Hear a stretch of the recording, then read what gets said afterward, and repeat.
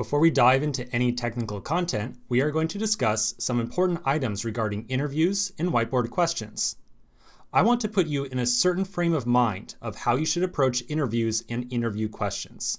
So let's get to it. We'll start off by looking at a couple of different diagrams.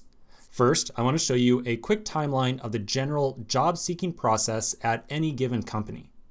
Getting an offer from a company is really split into two different phases: the contact phase and the interview phase.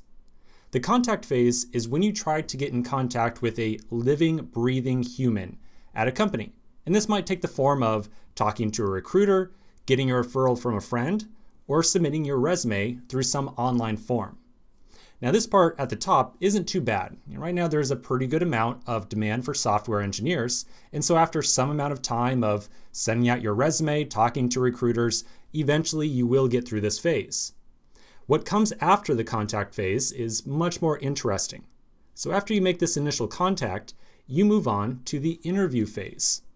The interview phase consists of phone screens, take-home coding assignments, and on-site interviews. This is the real make or break part, the part that decides whether or not you're going to get an offer.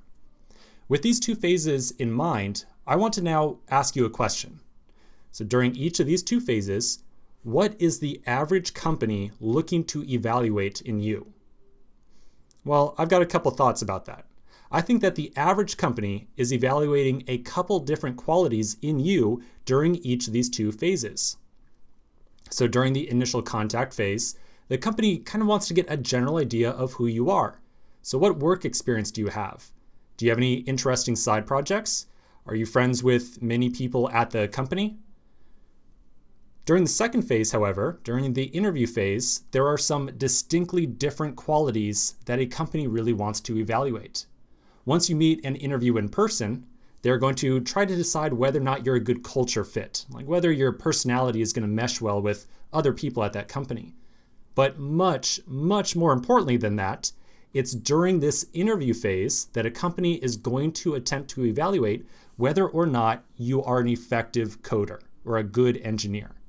So what's the point of this? I'm sure you've already gotten a good idea of how companies hire people, but the point here is that I want to really make sure that it's clear that out of all these different qualities, out of everything that a company is doing to evaluate you, there is exactly one make or break quality that you can improve right now, today, and that is your ability to code. Your ability to answer coding interview questions is the single most important quality that you are going to be judged on during the interview process. I personally have seen many people apply and get accepted to companies like Google, Facebook, Amazon, and many of them had little work experience, no side projects, no social contacts. They might not be the nicest person in the world, maybe they didn't have the best culture fit, but they could code and they could answer whiteboard questions effectively. And that is going to override every other quality during the interview process.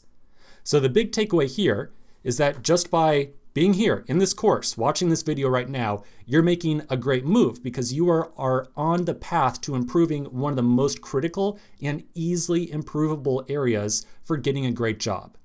Now, I hope that doesn't sound like too much of a marketing statement on my part, but really, I want you to understand that there's nothing that gives you bang for your buck in the job seeking world like being good at coding interviews.